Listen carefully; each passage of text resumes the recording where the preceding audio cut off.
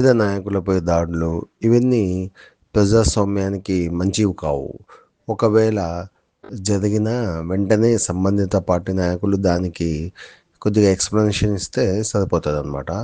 ప్రజాస్వామ్యంలో ప్రజలు అంతిమ నిర్ణేతలుగా ఉంటారనే విషయం మనమంతా గుర్తుపెట్టుకుంటాము. వాళ్ళకు నచ్చకుంటే ఇట్లే మార్చి పడేస్తారు వాళ్ళు. గవర్నమెంట్‌ని మార్చేస్తారనమాట.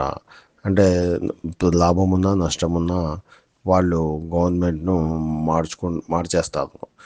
దాన్ని ఎవరు కాదనలేమనమాట. ఎవరైతే ఇట్లాంటి హింసలకు ప్రోత్సహిస్తారో ఆ పార్టీ బాగా నష్టపోయే అవకాశాలు ఎక్కువగా ఉంటాయి.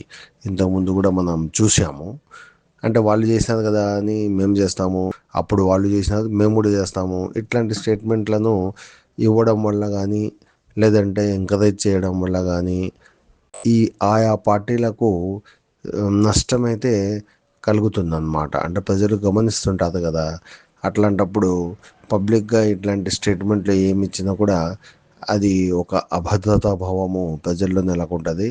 సో, వాళ్ళు కూడా తగినంత వాళ్ళు రిజల్ట్ అయితే ఖచ్చితంగా వాళ్ళు డిసైడ్ చేస్తారన్నమాట.